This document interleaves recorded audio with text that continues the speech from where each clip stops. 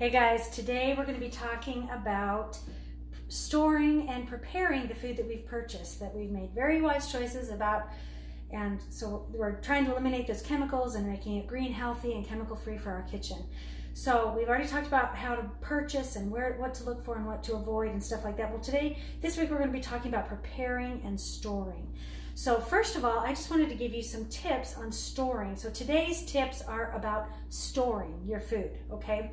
So first thing we want to talk about is eliminating plastic. Trying to get rid of the plastic. You know, you store something in plastic, 9 times out of 10 you'll zap it in the microwave in plastic. And that's not good. It's not healthy for you. So the best way to store things is to store them in glass, okay, or silicone, okay? So you want to, part of being green, healthy, and chemical free is getting rid of some of the waste in your kitchen, right? And using eliminating one-time use and using multi-time use, okay? So it's eliminating some of the waste. So I love storing in glass. Now, you don't have to throw away all your plastic and start storing in glass. Do a little bit at a time. As one thing goes bad, get rid of it, recycle. If you have a place around you to recycle it, you know, otherwise you'll have to work that out. That's another topic altogether. But one thing at a time. So as one goes bad, replace it with a better thing. So glass is awesome, awesome, awesome for storing. You can use canning jars. I use canning jars for my grains and my pastas, and these lids are easy to come by. You can just use a regular lid, or you can use this kind of lid. You can buy it lots of different places. It's not expensive, and I just write on the top of it. I write on the top what's inside. If it's like this grain, I have a couple different grains, the pearl barley and then the farro. I'm not positive how to pronounce it. They both look the same. You know, in fact, they might actually be the same. I need to do a little bit of research. I just saw this cool ancient grain and I wanted to try it. So anyway, but I just write on the top what it is. And you can just write with permanent marker if you're going to be using it forever, or you can write with a dry erase and just change it as you change out the grain. And like I said, pasta, it's great. You can get glass containers that are really tall for your spaghetti and stuff like that. There's lots of ways to store things. And silicone, I love, love, love silicone. You can get, I just got this at Target. You can get them at Target, but you can also get, and there's like 3 or 4 different brands, but you can also get them online, and there are tons and tons of different varieties. And it's just a silicone baggie. Instead of using plastic baggies that you throw away after one use, or you can try washing them. In fact, I still have some that I've had for a really long time because they're still in good shape and I can still use them, and I don't feel right throwing them away if I can still use them. And so, but as soon as they're gone, I'm replacing them with these. They work great in the freezer. They work great in the refrigerator. You can write on them. If you use them for the same thing over and over, then you can use a marker that's more permanent or another way of writing on it. I tend to write on it in other ways. I put a piece of tape, which I know is throw away, but that's minimal.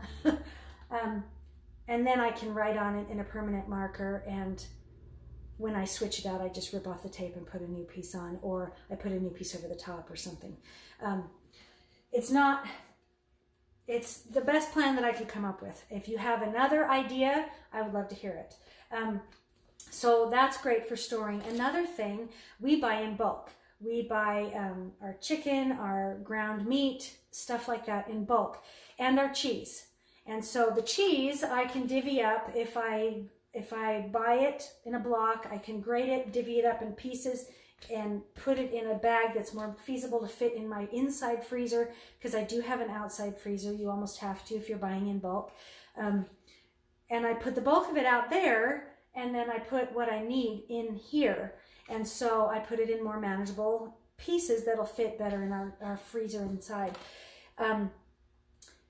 Okay, let's see. So that's, now the meat, on the other hand, I brown most of the ground meat, or at least I divvy it up into meal-sized portions.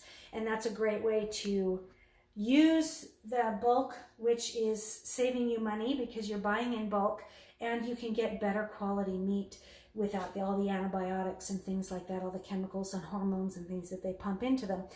If you buy in bulk, 9 times out of 10, you can get it less expensive if you buy in bulk. Well, the problem comes in storing it. So you can store it in this kind of thing, but it does take more room. So what I do, and this, if I come up with a better solution, I will definitely share it with you. Or if you have a better solution, let me know. But I divvy it up because time is an issue for me too. I'm not going to spend hours and hours and hours every night.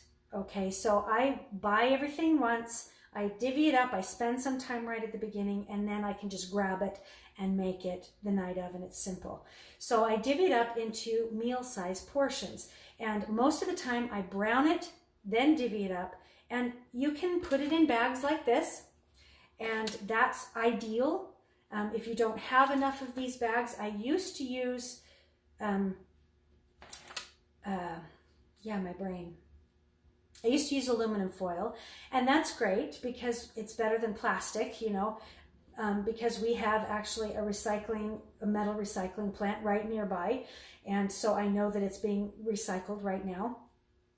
But if you can't do that, then you can also do, and like I said, this is a whole nother topic, and we'll get into this another time, but I don't recycle a lot of paper. I reuse it.